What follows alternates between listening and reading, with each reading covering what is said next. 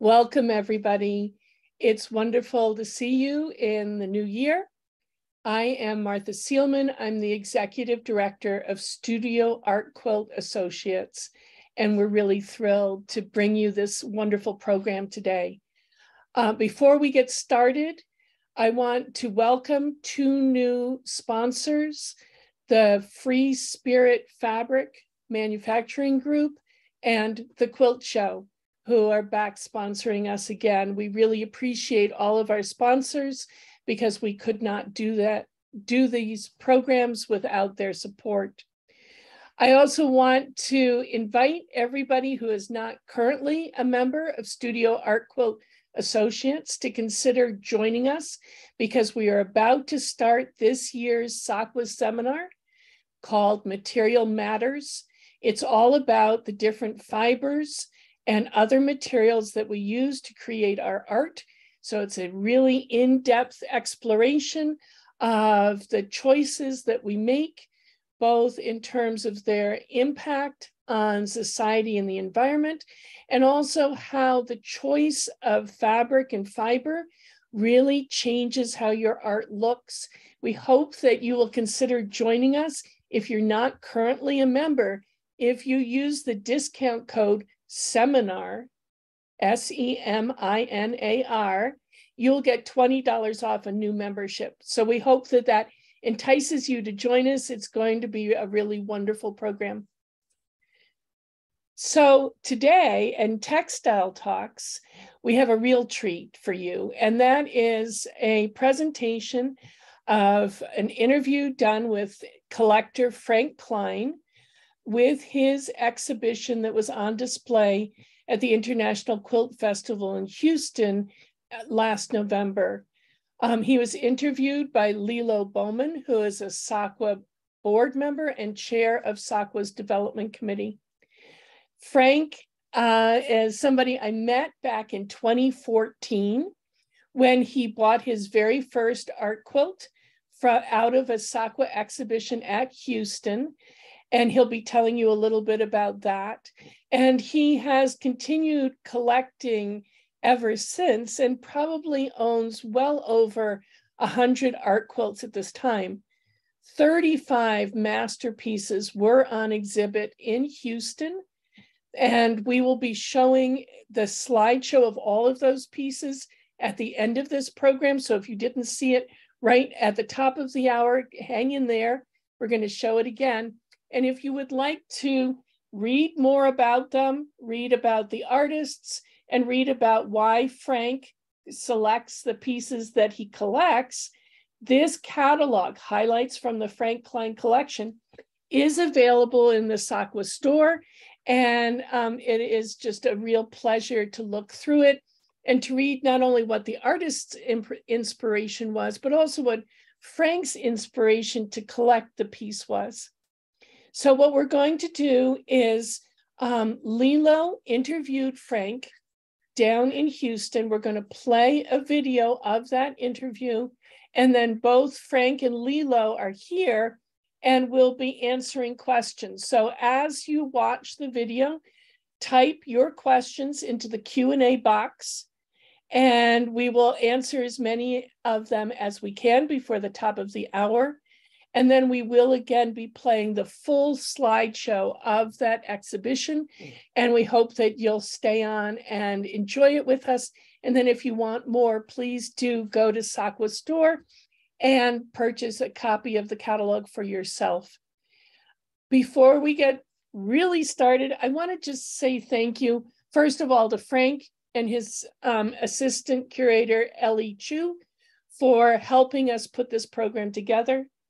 I want to thank Quilts Incorporated, who puts on the International Quilt Festival and who made it really easy for us to videotape in that environment. And I want to thank Lilo and her partner, David Fitzgerald, for providing the technical expertise that created this wonderful video. And finally, of course, always, we want to thank the artists for the wonderful art that they create. So sit back and enjoy this video interview. Thank you. Hi, I'm Lilo Bowman. I'm a SAQA board member and the chair of the development committee. I'm very pleased to be here at the Houston Quilt Festival in the special exhibits gallery with Frank Klein, who is an art quilt collector. And we are here because he has an exhibit that is called Highlights of the Frank Klein Collection. So it's not all of his quilts, but some of them that you can see. So Frank, there's quilting in your family. You aren't a quilter yourself, but there were people in your family making quilts. And so tell us how you went from seeing people around you making quilts to becoming an art quilt collector.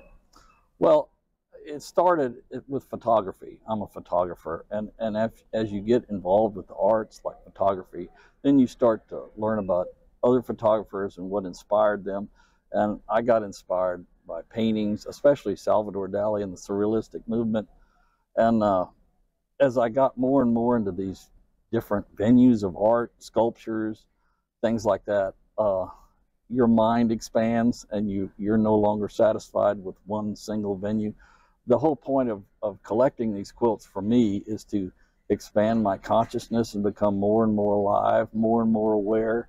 And as you get involved with the arts, as I said in my books, I can't live without art anymore because I need the inspiration of all the different thought processes of all the different artists.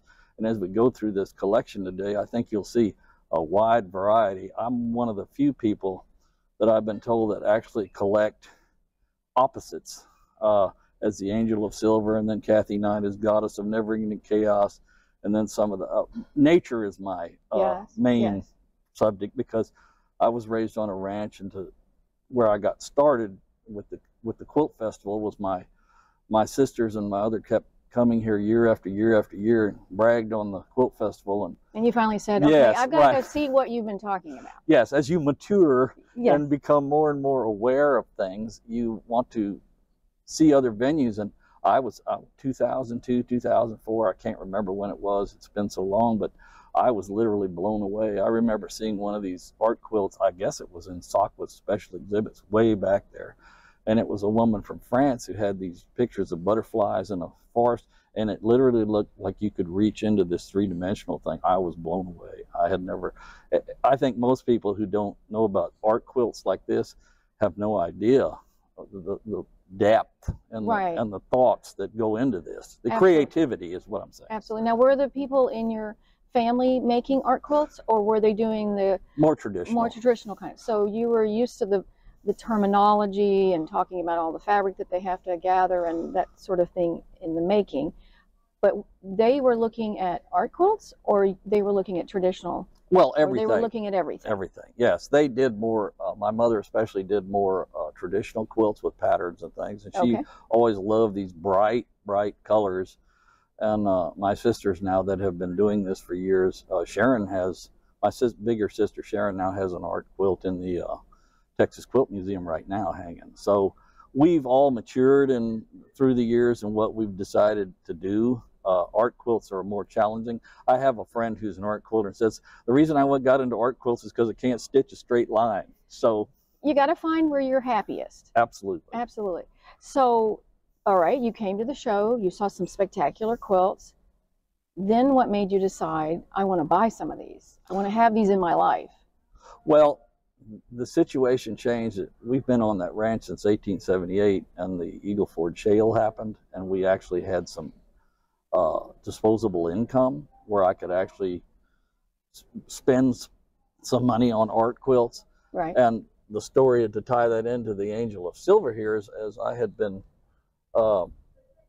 because of Christian values and things, is there life after death? All these kind of things.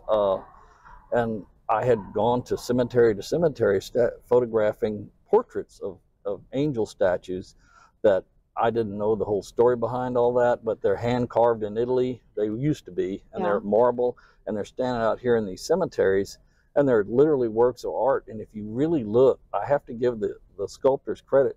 They seem to have personalities when you start to take portraits of them and do different. So what would be more appealing to me than the Angel of Silver here? Which leads us into this quilt, which was the first piece that you ever bought in 2014. Correct. And so the impetus for buying this was you'd been photographing lots of the statuary in cemeteries, and you saw this, and it was an immediate love at first sight. Yes. And I debated and debated because it was at the time for me a whole lot of money. Well, they're all none of them are cheap. Right. But the workmanship of this, and also the message behind this quilt, is just astounding. If you look at it, the tree there with the money growing on the tree is, which you hear oftentimes from your seniors in your family. Money doesn't grow on trees. Yes. So although in this case it does. Well, that's to me, because of the Christian background I have, it's God's blessings coming down on you. And the dichotomy is the more you give, the more you get, kind of thing. I have read a book by C.S. Lewis called The Great Divorce, and it was an imaginary trip from hell to heaven. And when you start out, you're so selfish and self-absorbed that as you grow and go to heaven, you get bigger and bigger, and the more you mature, you start to think about other people. And then the end of the story is when you look back on where hell was. Hell is this little tiny crack in the ground. because that's how small you are when you're totally self and self-absorbed. Yeah. Okay, this is a symbol of that. The more you give God's blessings, you get more. You can't, there's an old saying in Christian tradition is that you can't outgive God. That's a fact. And then you pointed this out to me yesterday. This is the old joke in the southern states is that when we know somebody's starting to slip, or we think we're starting to slip, we say, we still think we have all our marbles, but we're afraid there's a hole in the bag. And she's got a little hole in the bag. Yeah, which so I think is... she's dispersing her blessings to all the other people. So this is one of a masterpiece that hangs in my dining room boardroom. When we have meetings and things, she's there to help guide us. Yeah, she's looking over you. Yes, true. Our guardian angel. Yeah. Well, let's look at one of your other quilts. That's a very different kind of view of the kinds of work that you're purchasing. Correct. All right, so this is Goddess of the Never-Ending Chaos, which I can definitely relate to. As a woman, we're juggling a lot of things that are going on, but you saw something different in this when you were looking at this. And I don't know if it's because it's a man's perspective, but I'd like to hear what you have to say about this piece, which I think is really dramatic and really exemplifies with a lot of us struggle with. Right. I've watched some of the videos that Kathy Nida has put out about this, and basically the first thing you notice about this is female genitalia, which is most people consider obscene. Well, what is she trying to say here? You know, most people, when they think or see something like this, they think obscene or sex or porn or whatever. And I have to, when I'm talking about this quilt, we need to push all that aside and ask ourselves, what is Kathy Nida actually saying here? She's showing you intimacy. How many people do you know in this world that you can truly be yourself with? They know all your worst habits. Yes. And they know all the things that you don't want to share with the rest of the public, but they're still good friends with you. Right. And we did a Bible class one time of Jonathan and David, and the Bible teacher one time said that your best friend is a person who knows everything about you that could ruin you but doesn't. But correct. Correct. So as we go around, to me it's Ecclesiastes, it's Solomon's. I know that Kathy Nida has never thought of herself as a theologian, but this is an example of Solomon's chasing after the wind. All is vanity. In the end, no matter what you've accomplished in your world, you still feel this emptiness. And as you look at Kathy Nida's quilt, you see the arrow pointing to the navel. That's that navel gazing, being self-centered and things. And if you also look, there's a spider web inside. That's the emptiness inside, because spiders only build in empty, abandoned rooms, mostly. And it also has a kind of a Frida Kahlo. Yes. Yes. Definitely. See that in it as well. The blood vessels and all this. But the 10 arms, to me, what do people do to fill the emptiness inside? Well, they acquire things. That's what she's doing. Yeah. And then she has, as you can see this, there's a wedding ring, there's uterus, and when you start menstruation and when you become that, you go through all that. I'm sure that's dramatic. Then you try the pills. Then, you know, there's the radiation and the time flies and the storms in your life. And I assume the baby's up at top. There's a thread, needle and thread with the blood dripping. I'm sure that all quilters bleed a little bit every so often. So, and then the tree growing out with the eyes, I assume, are thoughts. And then there's the glass with the drinking. Some people become alcoholics to kill the pain and the emptiness they feel inside. The hearts, the phone, the rocket ship, the money, the yin yang. We all have a duality to us that what do we do when no one's looking, and then what do we do when someone is looking? Yeah. So we have a certain duality. It drives us all crazy. We want to be good, but why is it always so hard to be good? Like, all I got to do to lose weight is take this hand and not put the wrong food in my mouth, and I'm powerless. You know, it's most of the time. Right, right. But this is just fantastic. And it is the exact opposite of the Angel of Silver. Is that she's so full, she's giving away, and the more she gives away, the more full she comes. And I think this is looking inside yourself and being kind of conscious of how we often act, how we're, well, if I do this, I'll be better, and if I do this, then my life will be right. Or fulfilled. I buy this, buy this, or I drink this bottle of wine, I'll feel better, until you wake up and then you feel worse than you did. So it's a brilliant piece. Yeah, it's very lovely. Well, let's go check out the other ones that you've got in the collection. Frank, I understand your ranch is named Monarch Ranch, which leads me to believe, because I get a lot of monarch butterflies in my backyard, that you must live somewhere near that flight path of those butterflies as they're traveling down south. So was that the impetus for purchasing this piece? Some of it, yes, because of the butterflies. And yes, I did own the Monarch Ranch, and it was 40,000 acres, and it had the Devil's River, which was one of the cleanest rivers in Texas at one time. And when the monarchs come down from Canada, or when they go from Mexico up to Canada, then they come back through. Right. In October, they're heading back south again. We would have draperies of monarchs hanging in the trees, but they're a shadow of their former self, with all the GMOs and all these things, and the road mowing people who mow the flowers on the side of the road, destroying our pollinators' food supply. It's a tragedy. I bought this because, first of all, it was incredibly beautiful. I first saw this and ran to the cashier to buy this before anyone else could get it, because it's being nature is one of the things I love the most, and it's a way to look at a different consciousness. How does a bug, as we used to discuss, how does a monarch butterfly, it takes 4 generations to get from Mexico to Canada and 4 generations to get back. And how do they communicate that? Well, that's, how do they know that? See, how are they conscious of which way to go? Right. When you've never been there before, and your parents died, and your other offspring will know where to go to the same place in Mexico and spend the winter. How do you know that? See, so there's so much in nature that we don't know.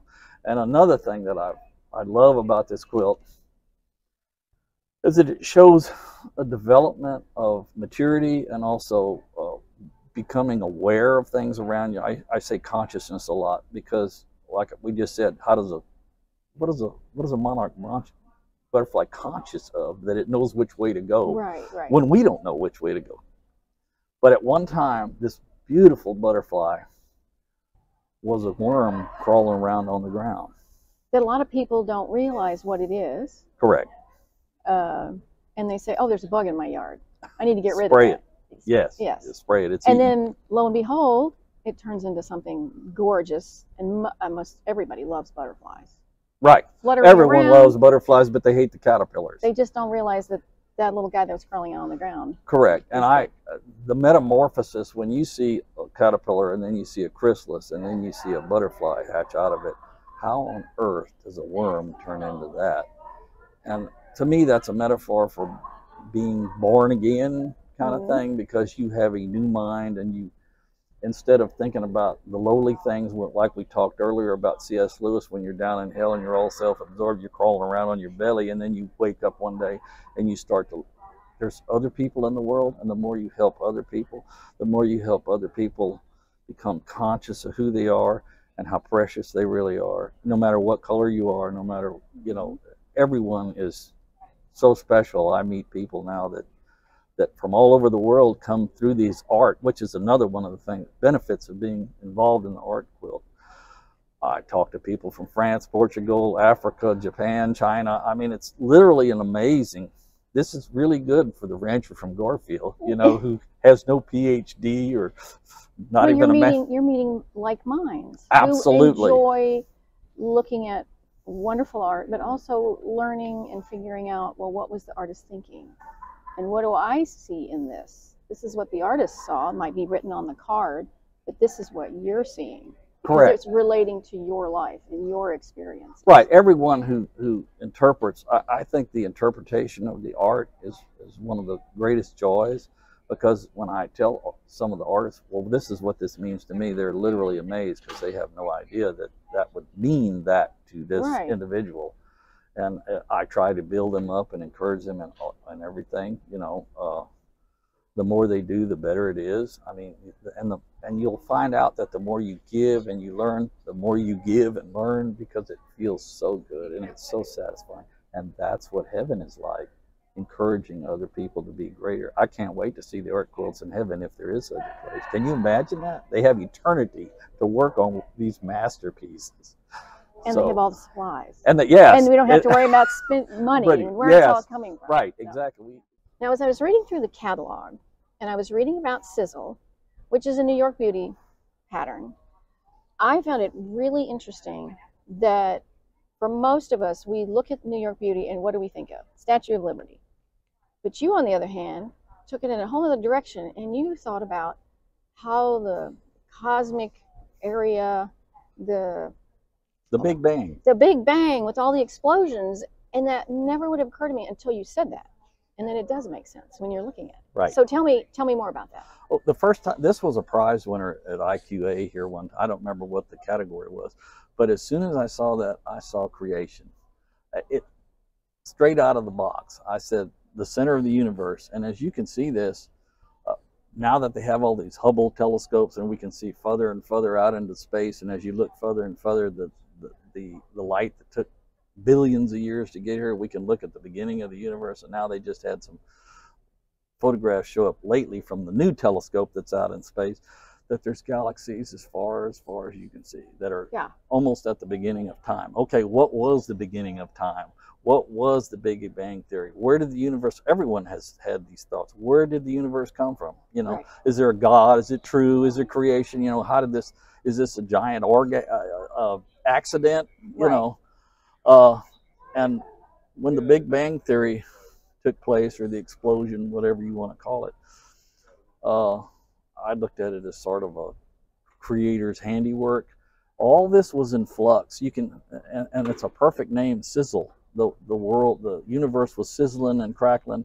The atoms were breaking apart and then reforming to form the elements as we know it. Right. And, there's fire. Right. There's heat. There's planets evolving, and then Yeah. the suns themselves are fusion. Is it fusion or is it fission that never burns out? Oh, that was not a class I did well in, so don't ask me that. One of the two.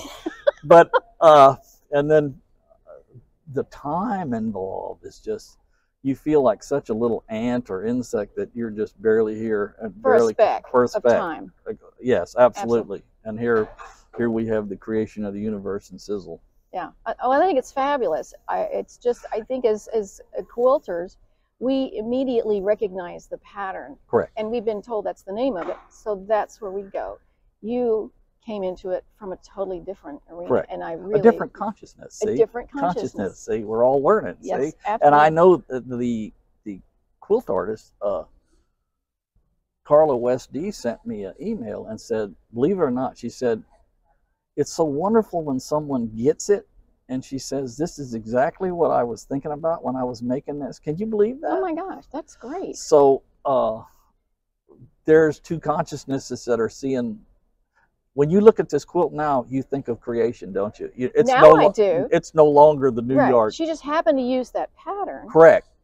But that's not what she see was the galaxies forming. I mean, it's like night and day to me. It's so graphic of the beginning of the universe. Yeah, I just thought that was really, really spectacular. Thank you. Thank you. All right, well, let's go look at some more of your collection. So this was another piece that surprised me that you purchased it, being that it's all about what happens, the changes that go through a woman's body with pregnancy, the delivery, and then the lactation and feeding the child. And it's really so graphically and so powerful an image because it's combining what you would see in science books, what you would see in nature, and then what actually is taking place when a woman is having a child delivered that you have down in the birthing chair. Correct. And so as a man, what drove you to purchasing this quilt? Because as again, like the other previous piece that we saw, there are things that could be taken in the wrong context, but that's not here. This is more of just showing all of the various things that happen to the woman's body. And what was it that drove you to purchasing this? Well, as I said in the book, the intellectual depth and integrity, and also Jill and I, there's something about Jill Curtilla's quilting that I told her one time, when she stitches, I can feel the synapses going on in my brain when I look at her quilts. And I just want to read a little short. She sent me an email about this quilt because we were using permission to use it in the quilt festival, in the collection. Yes. I had never shown it because I thought long and hard about keeping it. I also wasn't sure others would see the beauty in it, but should have known you would, with an exclamation point. So Jill Curtilla is probably one of the most brilliant artists I've met. She's so deep. I first met Jill when she was a rising star, and I have to tell this story. When she had just done a series of photographs that had quilted at a national park and things like that, but she also had some of her earlier quilts that were basically abstracts. And believe it or not, I had the gall, stupidity to tell her that, Jill, I really think your earlier stuff is a whole lot better than your later stuff, because there's no other way to describe it other than your earlier abstract stuff where she included feathers and rocks and things she picked up on the beach. It's just so Jill. Yeah. You know, and not to put the other stuff down, which is gorgeous and beautiful in a way of her interpreting nature, but I saw her the next day. This was my unsolicited opinion, of course. Yeah. And Jill walked up to me the next day, I met her, "I'm so glad you kicked my behind." Oh. And she used a different noun. But this is a family show. And what I got from that is that she's one of the few people who actually cares enough about her art, how people see it, what she's doing, and she wants to become better and better at it. So someone who came in and told her, "I think this is better than this because this is more Jill than this is." Yeah. And she really took that to heart. And now, as soon as I saw this at the SAQA exhibit, I can't remember the exhibit, but look at this. Yeah. Well, if anyone wants to know what it's like as a woman to get pregnant, here you are, the various stages. Yeah, the and various it starts stages. with something that's a Yeah. tiny speck, and then it's Grows this into- miraculous thing that happens, and it's also a frightening thing at the same time. Terrifying. And then it has it's terrifying when at some point it's coming out, and we've heard lots of horror stories. And so this does definitely exhibit all of those things. To me, and then that you are there also as an individual, and you are nurturing and feeding that child. Correct. From your own body. From your own body, which is, to me, miraculous that your body can do all of this. Absolutely. Well, you can't. Being a rancher, my whole life was dedicated to creating life. If I don't have healthy plants, I don't have healthy cattle. Healthy cattle have healthy babies.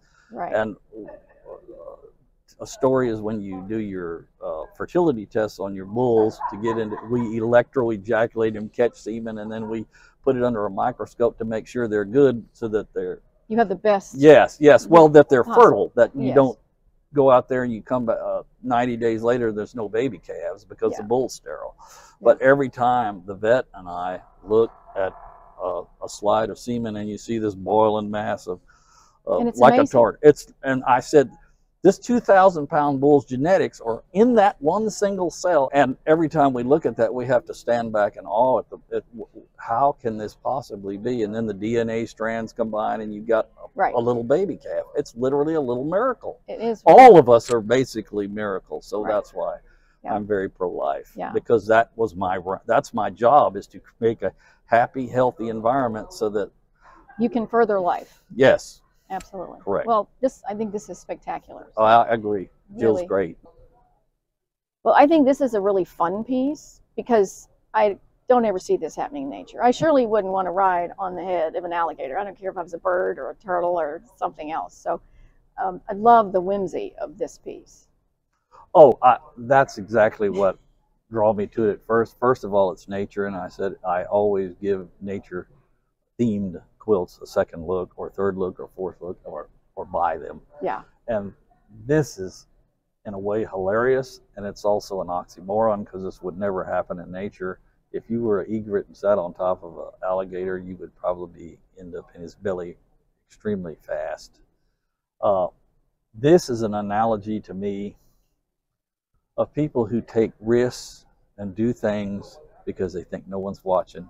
it's almost the Las Vegas, what happens in Las Vegas stays in Las Vegas. So you think you can get away with it, but somebody might have seen you. Yeah. Well, the trouble is if you ride on that alligator, there's an old Aesop's fable. What is it? Where the animal or the fox wants to ride across on the alligator, but they never get to the other side. Yeah. You know, so that's basically risky behavior, doing things, quote, sin, unquote. Right. The reason it's called sin is because usually it's detrimental to you, other people, and the world. So it could be a little bit of arrogance as well. Oh, absolutely. That this egret thinks, I'm smart enough. I've got my wings. I can fly off.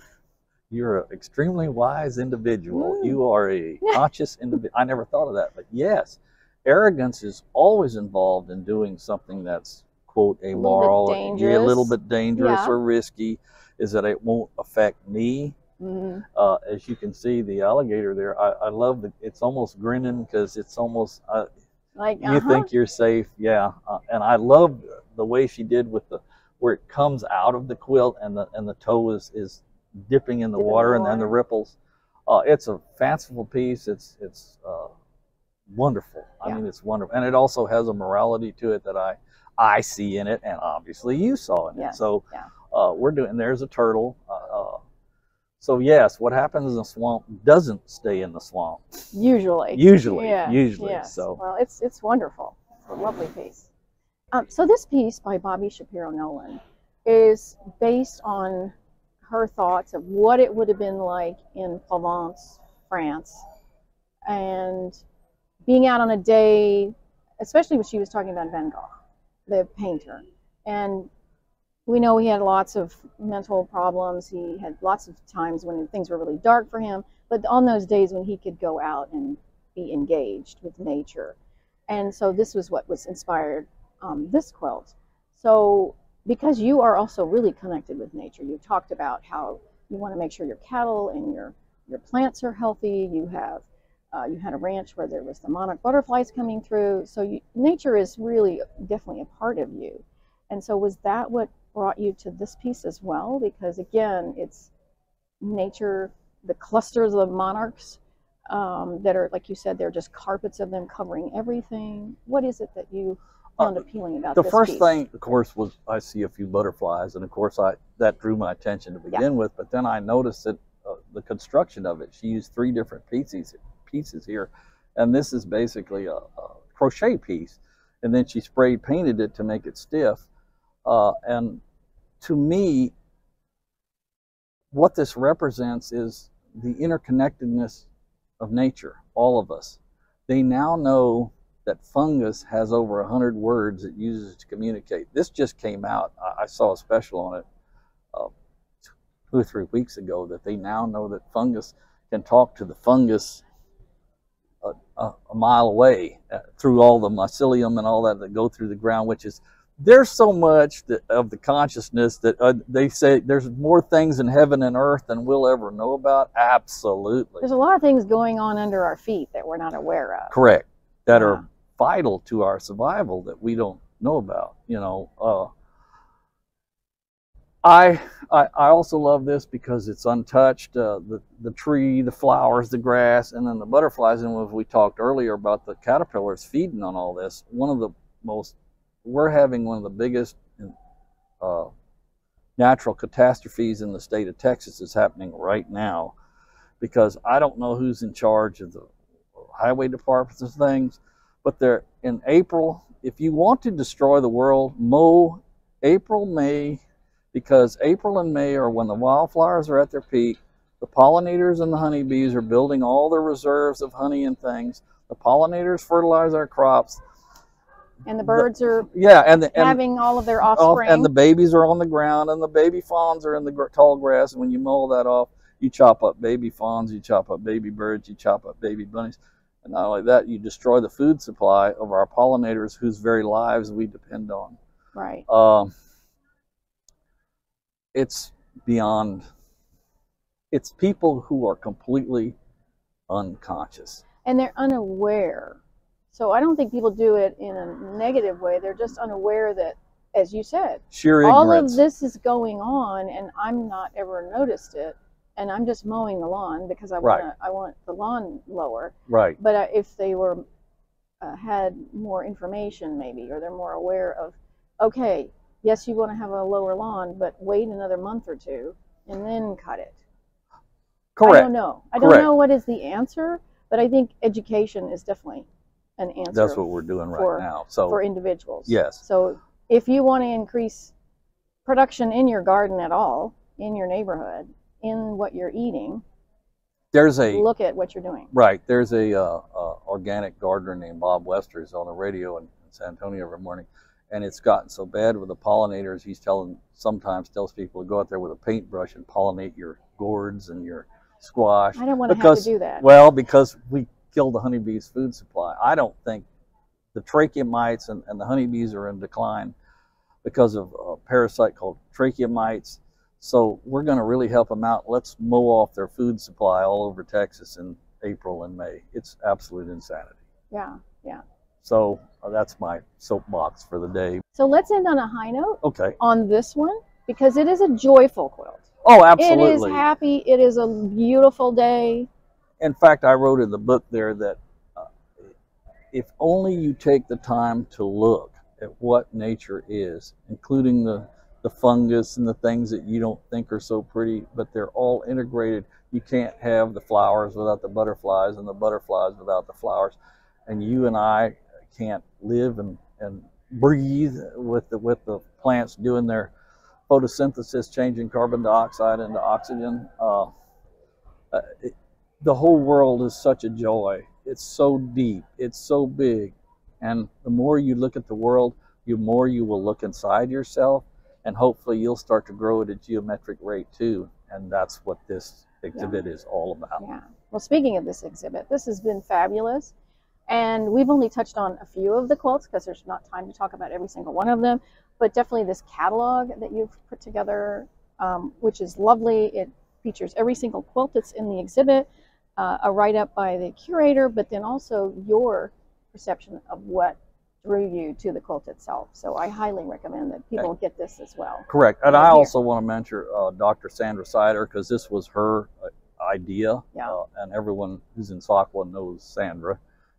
She's been a great inspiration to us and cracks the whip when she needs to. So Sandra's been great. And also I want to mention Eleanor there, the person who works for me, Eleanor Chu, who's did all the correspondence. And I want to say this, ladies, if you're a quilter and someone asks you for permission to use your picture in a quilt magazine, it would be to your best interest to allow us to use it.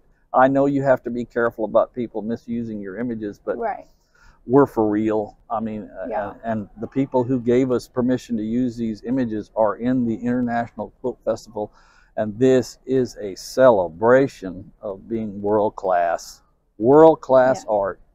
Well, thank you so much for taking time out of your schedule to talk about your quilts. It's very rare that we get to talk to the collector and hear what's going on in that person's mind when they're looking at a quilt and what made them purchase the quilt. So we really appreciate you taking time today. But I have one last question. Yes, ma'am. I've been noticing this little emblem here on your lapel. What is that? That is my family's brand. It was my grandfather's brand. They call it a 2 with a bar through it. And that's been from the 1800s, my grandfather's brand, and then it became my mother's brand, and then it became my brand. So that's at least 3 generations that this 2-bar brand, and I named my corporate 2-Bar Limited LLP and 2-Bar Services LLC. So in honor of my heritage and of ranching heritage. So carrying on that tradition. Correct. Yes, that is great. Well, thank you so much. I really appreciate you taking time to spend with us today. And thank y'all for doing this. This is fantastic. Yeah. What a wonderful video. I just love watching Frank talk about his art. You learn so much about conservation, about ranching, about Frank's interest in art quilts and in the natural world. And Lilo, there's some questions that you can convey to Frank from our audience. All right, let's see. on. Lots and lots of positive, how great it was to hear your perspective on the quilts, Frank. So that was definitely, we're hearing a lot about that. There was a question regarding the last piece that we talked about, and is it quilted on all three parts of the panels? You know, it's the one with the butterflies at Saint-Remy in France.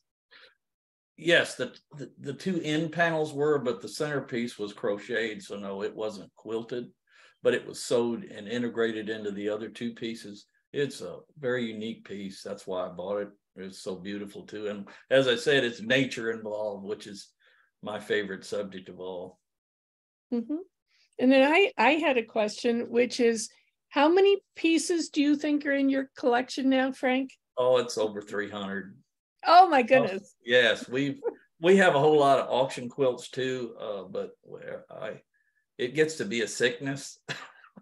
You wish you could own them all. When I went to Houston, I think I bought 30 quilts one year in Houston. So, but you wish you could take them all home, but we don't have places to put them all. But they're, to all you quilters out there, it's such a joy, absolutely a joy to hang them on the wall. They change the whole atmosphere of a room, of a boardroom, of a bedroom, wherever my dining room, wherever you want to hang them. So congratulations to all the art quilters who do this, because you're doing God's work. You're making people more and more conscious and seeing inside themselves, no matter what the subject matter. And are you planning on traveling the exhibition beyond being exhibited at Houston? Well, we've had a couple of museums that are interested, one in Cuero, Texas, and also maybe the Art Center of Corpus Christi. We just have to see how it goes. I'm trying to take off this year because this was very involved, doing a book and getting this exhibition. It really took over our lives there for a while. So, but yes, I would love for people to see these art quilts. Most people have never seen anything like this, and when they see them, it's a wowzer.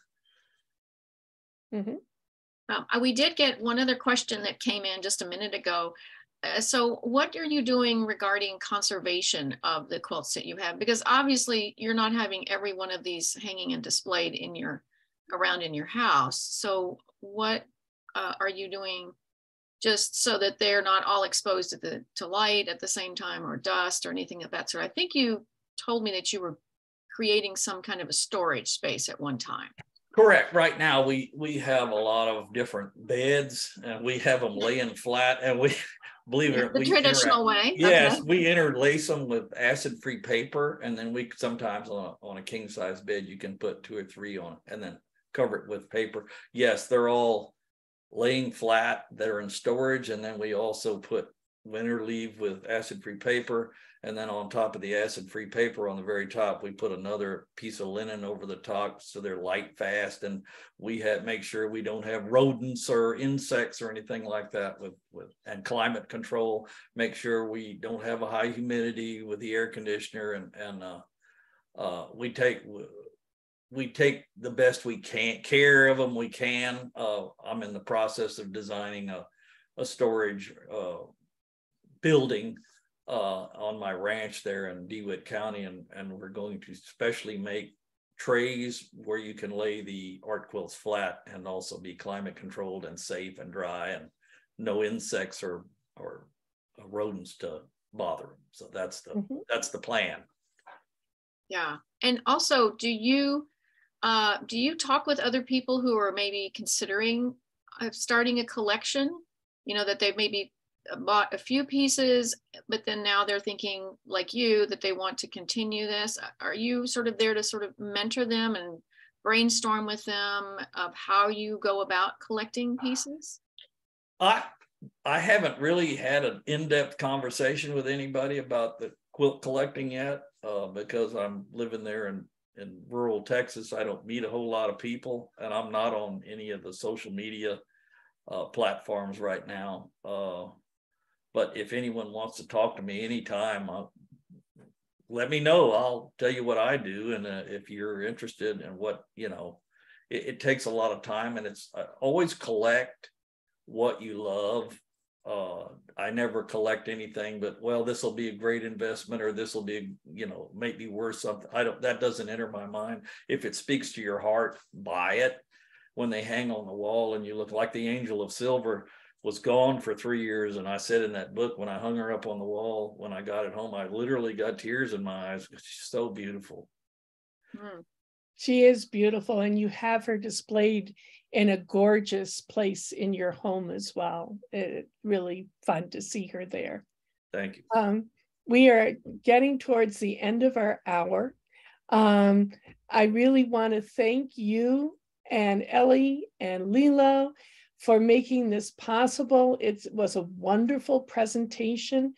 As we mentioned before, if you would like to hear Frank's thoughts on the pieces that were in the exhibition that was displayed in Houston, highlights from the Frank Klein collection catalog is available in the SAQA store. As I mentioned at the beginning of the hour, SAQA is going to be starting a new seminar about fibers and fabrics. If you're not a member of SAQA and would like to be part of that seminar, you can join using the discount code SEMINAR and get $20 off of membership.